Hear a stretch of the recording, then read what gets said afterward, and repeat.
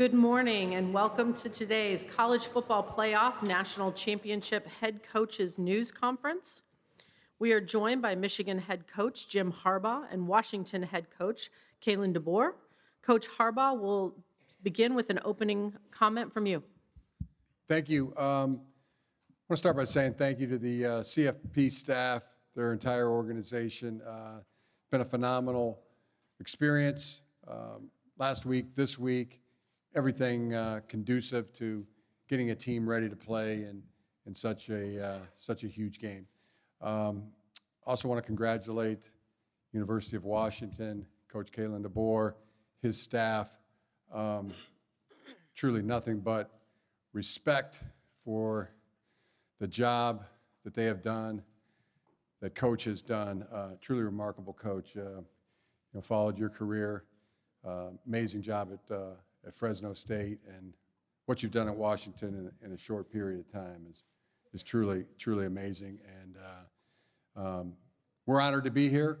We're going to have to play really good.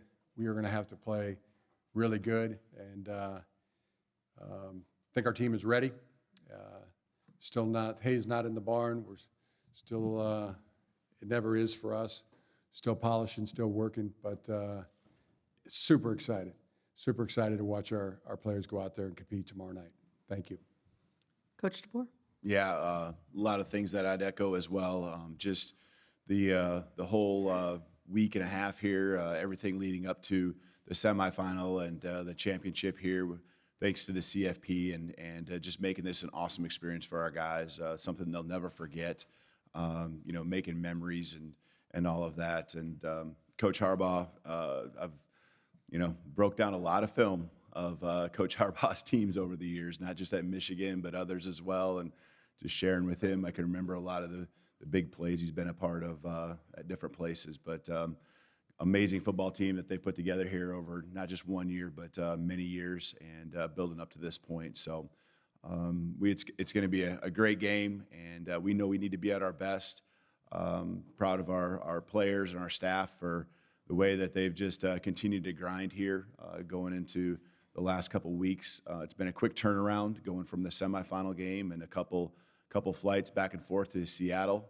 But our guys have just kind of taken it all in stride and done a great job just being in the moment and understanding the preparation is critical to success on game day. So we're looking forward to a great game, but congrats to Coach and everything that Michigan and his staff has done.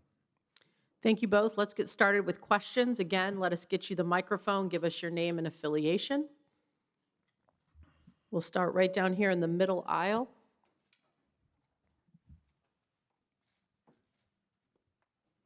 Yep. This is Nick Douglas with RealDog.com. Kalen DeBoer, could you talk a little bit about what you've done off the field to ensure quality young men and your players, in the age of NIL and portal and endless options for players to leave? What have you done to keep players around your program? Well, I think fortunately we had a lot of the players in our program already that understood and were passionate about being great football players, but they were guys that truly in their heart were guys that wanted to make a difference, beyond the field as well. A lot of credit to even some of the coaches that came before me that brought in great men, and I've been fortunate along with our staff to be able to work on building better men. That's one of our slogans that we have in our program, and just challenging them to be their best on the field, but really, them understanding that at some point football is going to come to an end, and the moments that they're going through, the things that they're learning, and the impact they're having in our community or on campus, it says a lot about them and who they are, and I'm very proud of them and everything that they've done in all those areas. We're going to go over on our far left in the front row. I feel like I won an auction here with the paddle. Brad Galley from WXYZ in Detroit. Questions for Jim. I understand that your brother might be here on Monday night. I imagine your parents will be here along for the ride. Your kids are here with you. Jay's coaching in the game. When you step foot on the field for the national championship, in what ways will family be in your mind and play a factor in your job? My two two great loves, the family at work, our players, our coaches, our staff, their families, their parents, their grandparents, their brothers, their sisters, and my other great love is the family at home, wife Sarah, the seven kids, all are going to be here. Mom, dad, blessed, and brother, sister. We got brothers-in-law, sister-in-law. I mean, the whole family. This is, all coming together in the same spot. It means the world to me. Take our next question from the middle aisle off on the right. Good morning, coaches. Congratulations. Doug Parrish with Football Organically. Understand that some things were done a little bit differently in terms of a different approach in terms of your players getting rest. Can you talk a little bit about that? Is that for me? We'll start with you, Coach Harbaugh. We decided to fly right back after the game in Pasadena. Felt like it saved us some hours. Get back to Ann Arbor, get rest in our own beds. There's allowed the guys to sleep in each day, and then Friday traveled here. That approach really is it was the same as we tried to duplicate an in-season week as far as the preparation, what we were doing on Monday, a Tuesday, a Wednesday, a Thursday, a Friday. And it had been about a month since we had done it that way. But I think it was good. I think our guys, really handled their business well. I mean, fueling right, getting their rest, getting their sleep, hydrating, putting in the game plan, and practicing it. I think we're in a good place. Feel like we had a really good practice yesterday. Guys are in rhythm, ready to go, and one more day today to polish, and we'll sleep in tomorrow. See if we can't cut the day a little bit in half, and make it into our routine for game day. But that's probably more similar than it was different. Coach DeBoer? Yeah, I think with our Sugar Bowl being such a late game, and us actually gaining hours going back to Seattle, we just stayed the night there. Sent the coaching staff back early, right after the game. Let them get to work on the plan, and then much like Coach Harbaugh said, I think, I felt the same way. Monday, Tuesday, Wednesday, trying to make it as familiar as we have, just like we've done the entire season, the last 2 years. And so being in their own beds and being around our own facilities, just the efficiency that it allowed us to have. So we felt that was the best case scenario. And then getting down here, it's been good. Had a nice practice yesterday. Good to get in the facility there and get a feel for that. Brought some good juice to our guys and, had a nice clean practice. And again, got to do continue to build and, have a great day today leading up to tomorrow. We're going to take our next question over here on our far right. Kirk Bowles from the Austin American-Statesman. Jim, I have a scheduling question. Texas reached the CFP for the first time by winning the Big 12 and, of course, beating Alabama. Texas plays Michigan next year in week 2. In the 12-team format that we're going to have, do you think we'll see more or fewer great non-conference games like that? And do you specifically look forward to coaching in that game? Wow, really just not thinking past this game. Don't really have any thoughts about what'll be different about the 12-team playoff next year. Just really happy where we're at, and our mindset is it's a one-track mind. Win the next game. That's been our goal the entire season, and we are really locked in, on that particular mindset. We're going to come next right here to the middle, off to the right. Coach Harbaugh, Brianna McNary with Off the Fields. First off, congratulations. Thank you.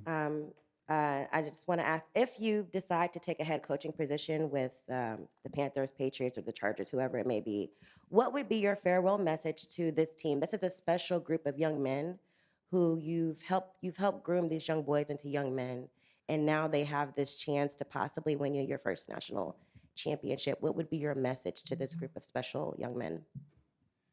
My message to our guys is going to be play as hard as you can, as fast as you can, as long as you can, and don't worry, and just go have at it. It's been a group of guys that I've had to pull them back at times, have never had to talk them into anything, and I just can't wait. I just can't wait to watch them compete, watch them have at it. That's going to be my overwhelming feeling is, man, let's just go let it rip. And we're going to have to play well. This is a tremendous, tremendous team that we're playing, just thorough in every way. Can I talk a little bit about the Washington team for a sec? And I know people are trying to talk about this as a matchup, their quarterback versus our secondary. It's that's just one. It's a thorough team. They are really good in the offensive line, defense that is physical and tough, secondary that's active, productive. The takeaways that they've generated, and a lot of them come from the linebackers as well. Really good running game. Quarterback that is special, has the it factor in every way. Two teams in a lot of ways are mirror images in that regard, in my opinion. I mean, I think of ourselves as a thorough football team as well. But congratulations to Coach DeBoer, coaching staff at Washington, and the players that they have. You can tell they're connected, and they play hard. They're tough. It's one heck of a good football team, and excited to be in this position. Really feel like these are the two best teams. They're the last two standing, and anticipate one heck of a football game. We're going to come right down here to the second row over to our right in the middle. Coach Harbaugh, Zach Tawatari, KHU11 CBS Houston. Nico Collins has had a breakout season. I was just curious I know you're busy, but if you got to see any of the game last night, if you had been able to reach out to him at all, and what you think about the job he's done for the Texans this year. It was fun to watch. I think he had 9 targets, 9 receptions, ton of yards, 2 touchdowns. It was just great. I mean, just go back and think about the time when he was in high school, visiting him at his school. I mean, the reporting as a freshman, how hard he worked to put himself in that position.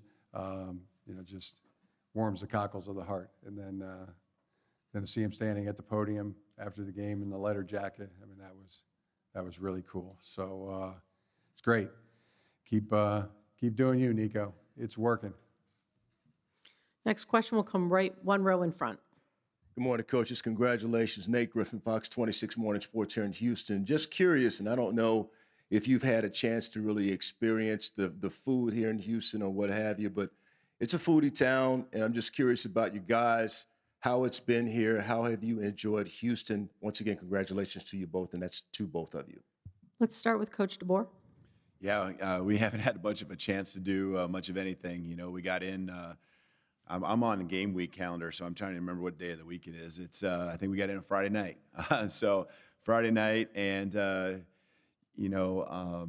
really, I mean, we just got to the hotel late that evening and had a few activities there. Got welcomed by by our group with Adidas there. It was great. And then yesterday we were just in full preparation, meetings, practice, a little activity last night. And so we haven't had a chance to do too much as far as getting out into Houston and all of that. But we got some players, that certainly from the area, coaches that have recruited in the area, and all share their experiences and the highlights. So we've been kind of taking it in that way, I guess. Coach Harbaugh? Yeah, just A++. It's been great. Like Coach, I haven't had a chance to eat outside of the hotel, but and I wish I could come. I wish I knew every name of every person from the CFP and some of the guys at the hotel, Chris and a few others. I wish I knew everybody's name and could thank them personally. They've been outstanding.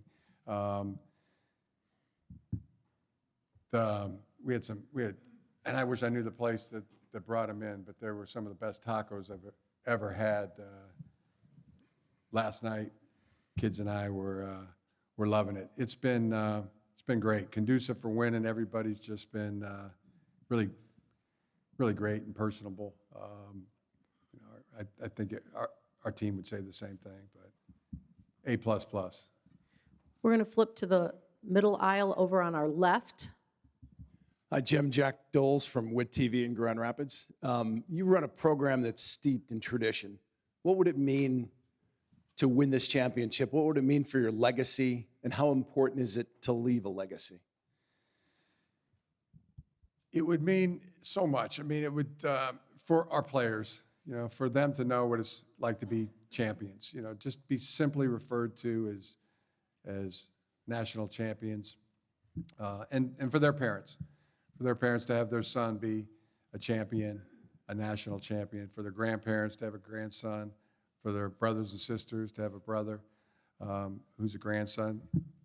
What it would mean to me, for my kids to know their dad is a national champion, and for my parents and for my brother and my sister, that's the overwhelming thing. Just that so many people would be able to enjoy that, be a part of that. For my wife, for her husband to be a national champion. For me, not so much but for everybody else, yeah, that would be huge. Again, right off to our left, middle aisle. Coach over here, both of you guys. So in a game where the passing game has become so important, you guys have two good running backs, between Dylan and Blake. So, what role do you see for those two in this game, and what do they mean to your program? Obviously, two very tough kids. Start with Coach DeBoer. Yeah, we know what Michigan's done with their running game and their offensive line, and just how it controls the tempo of the game, the physicality. I've always felt that if your offensive line is got that physical presence to them, your whole team probably has that physical presence as well, because that's what they're going against each and every day in practice. And so the running game is critical, not just to what Michigan's trying to do, but what we are as well, to be able to offset anything that as far as them attacking Michael, and just keeping away from being in a one-dimensional kind of type of spot where it's obvious pass downs all the time. And the run game helps keep you ahead of the chains, and Dylan Johnson for us is that guy, just like Blake is for them. And I think the other piece with Dylan, he's just such a team guy. And the reason I say that is it's not just about what he does, and he's racked up some big games rushing the football, but he's also going to be in there and be steady with his pass protection, and just a heady kid all around, and will do whatever it takes to help us win. Coach Harbaugh? Yeah, every phase is going to be important. I just made the comment last week that I really felt like it. If ever a game was going to be won, it was going to be one up front. Last week, this week it's that'll be huge. All phases are going to be huge in this game. Our running backs, Blake Corum, he just always comes to play. He is always willing to do anything and everything for the team. Never been around a guy who's more about the team than Blake Corum. And also Donovan Edwards. and Khalil Mullins. All three of those running backs had great games last week, and I anticipate they're ready to roll. And it's unselfish. I mean, if it's to catch, if it's to block, if it's to run, they're willing to do anything and everything for the team. We're going to take our next question back with our camera friends, right in the middle. This is for Coach Harbaugh, Joel Sebastianelli with BCSN and 13 ABC in Toledo. I've heard you say before that 2 nights before a game is when you get the sleep that you play on and coach on. This is the night before a big game. So when you're in the hotel room tonight, what does that feel like for you as a coach? And is that any different than the way it used to feel for you when you were a player? I really do a lot of things the same as when I was a player. Really like to the night before, have that meeting, be with the team, be with my teammates, get together and watch. There's still preparations to go over, a review, rewrite all my notes, but then get with the guys and have that meeting where you really get the red blood pumping, and then back to the room, maybe watch a movie, and then go to sleep. Sometimes I say the 2 nights before is the sleep you play on. I've always just liked I have no scientific evidence to present to you on that. I just know, when I played, and sometimes when I coached too, and just the night before a game, sometimes I don't always sleep great. So, I've convinced myself and that if I get at least 2 nights, the night before the game, if I get a great night's sleep there, I go, that's the night of sleep you're playing on. So, and if you get a really good night's sleep the night before a game, then that's a real bonus. That's the way I think of it. I'm going to go here right off to the right, middle aisle. Hi, Jim. Jennifer Hammond from Fox 2 in Detroit. Somebody might want to research that. We will research it. Kind of furthering on routine before game day, a lot of your players yesterday had mentioned that you guys watch films on game day when there are games at night, or perhaps that'll take place today. And much of the tone was about predatory animals. I guess there are some documentaries as of late that you've been showing them. Yeah. Can you kind of lend a little insight into who chooses the movie, if there's an underlying message to that, and how your team receives it and how you want them to receive it? Yeah, just a chance just to be with your team is the main thing. I like that, just that gathering. It was like the perfect fighting unit to me is a pack of wolves. A wolf pack, and you see them gathered together. Before the fight, you see them together going to the fight. You see them together in the fight. You see them celebrating after the fight, and the active word there is together. So that's the picture I have. We're together, and that's the night before the game. So we're together. Take our next. As far as who picks the movies and what are they? Yeah, because I mean, a lot of it's fight. There's that resonates with me because it's a football fight. These games you play, it's a football fight, and the night before, if it's a night game like tomorrow night, it'd be a little longer. Movie type of length. 12 o'clock kickoff, it'd be really short. 3 o'clock game may go an hour, and that's where some of the documentaries, on predators. We found one this year on predators, tigers, cheetahs, lions, great stuff. Really seemed to resonate with the guys. I love them. Who doesn't, right? I mean, some of those great type of things. But yeah, when it gets to how the world wants to turn you into something, but we kind of allow ourselves to devolve, into a pack of wolves. That's what we want to channel. Probably nature's greatest fighting unit. We're going to take our next question over here to the left aisle. Chase Senior with Chat Sports. This question is for both Jim and Kalen. If you were to both write a book or a coach's guide on what is required to build a football program, what are the foundational elements that are required to put your team in a position where you're playing for a national championship? Coach DeBoer. Yeah, I think I would just hang our hat on what we consider our non-negotiables: family, accountable, tough. You got to be tough to play the game mentally, physically. There's got to be accountability in all ways, player to player, player to coach, coach to coach, coach to player. And, I think that it always comes down to love. You got to, have a family environment, and just those type of things are what really draw you together. And, when it comes down to those big impact moments, that trust that you've had because of the communication, because you do care, because you have a family type environment that hopefully everyone's been a part of facilitating. I think those are some of the keys. I know there's a lot more, but the trust and communication, leading to that environment, the accountability and toughness that it takes to win, on the football field. Yeah, tremendous.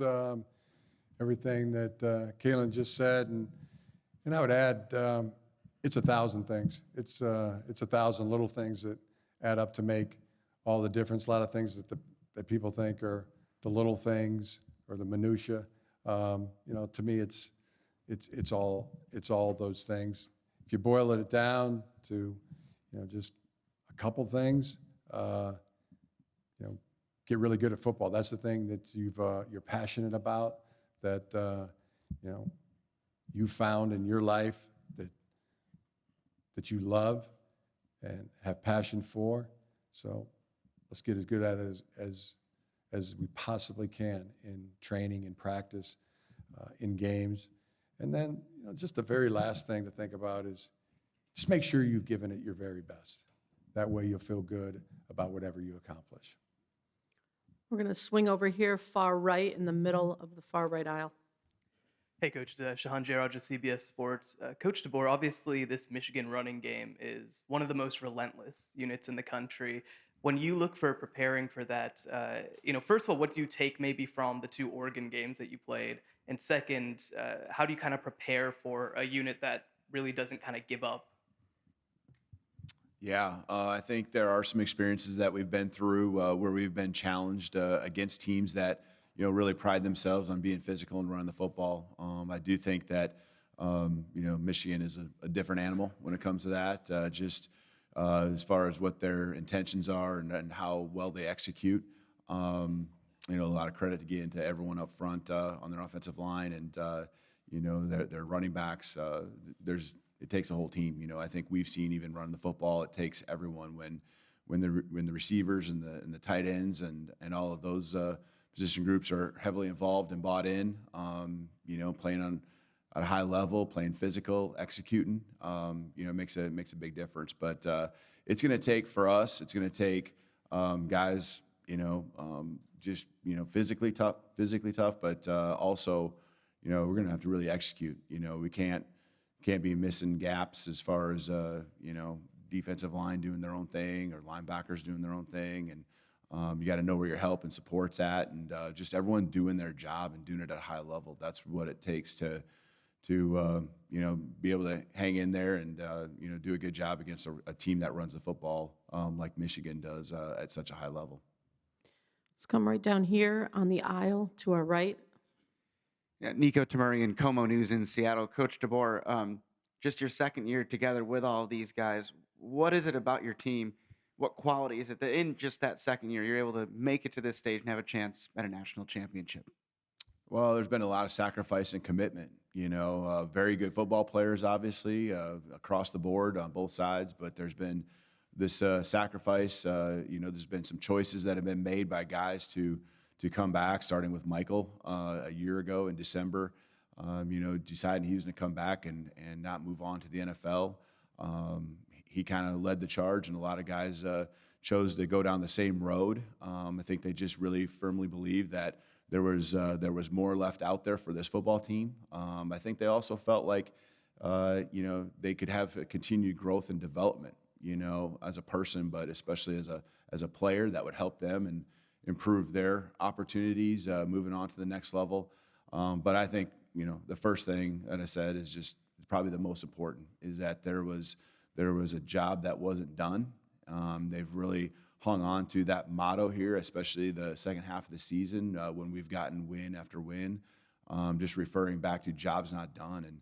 And, I think the team, each win, has celebrated on somewhat of a level because I make sure that they do that, because it's really hard to win a college football game. But it's been this really even keel, just kind of mentality, and just, knowing that the work's not done, the job's not done, and we're going to celebrate the win, but the next game's the most important. And they've a huge credit to them. They've taken it one game at a time, not gotten ahead of themselves, and just focused on the process, focused on the work, which led to success each and every week, which leads us to where we're at today. We're coming up on time. We're going to take 2 final questions. We're going to start right here on the second row to our right. Mitch Friesenberg, Sports Capital Journalism. Question for both coaches. Both teams have been through high-stakes games, high-stress games these past couple months. And now that you guys are near the finish line, there's so much pressure on these young men to succeed. How do you guys keep your guys focused and avoid burnout? Coach Harbaugh? Simply go out there and give it your very best. That's all we can ask anybody. All we can ask of ourselves, all we can ask of anybody else. Go out there and give it your very best, and that way you'll feel good about what you accomplish, no matter what that is. Coach DeBoer? Yeah, I think every week I just challenge the guys to not have any excuses. So that means great preparation, which will lead to confidence, which leads to success on game day, and have no regrets. When you pour everything into it, very similar to what Coach just mentioned, and you're just doing everything to the best of your ability, you live with the results. And I think our guys have done a great job of embracing the moments, the tough moments, the challenges, embracing the fight, embracing each other, of course, but just love being in that moment. And I think it leads to confidence when everyone just kind of, has great body language and ready to go out there and just take on the next challenge, whether it be the next play or the next game, loving the moment, embracing it, and making sure that there's no excuses and no regrets when it's all said and done. Final question, all the way in the back on the riser television. Yeah, congratulations to both you guys for making it here. Tyler Segerman, WTOL in Toledo. This is a matchup next year that it's going to be 2 Big Ten teams. I'm just curious how you guys view this matchup as it relates to the future of the Big Ten Conference. Coach DeBoer?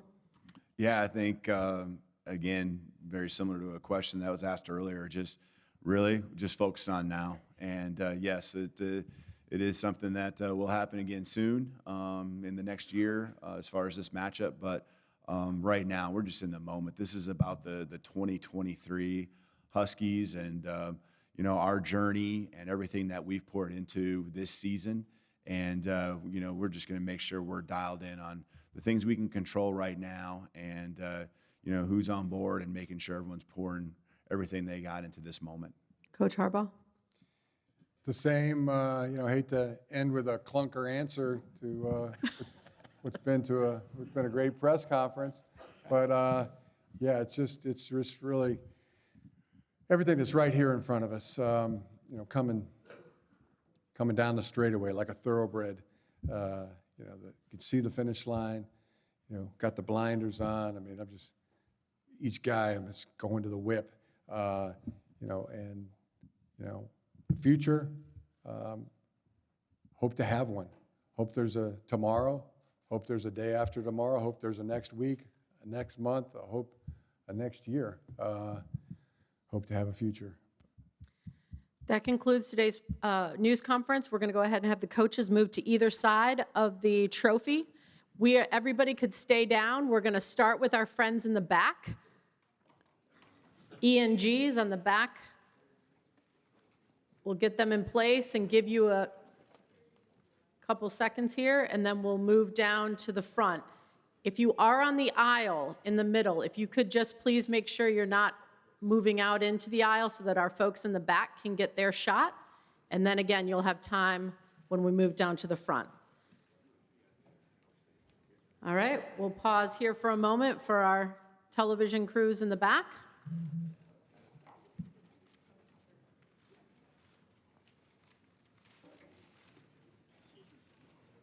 All right, and let's go ahead and move down here to the front, to our photogs in the front.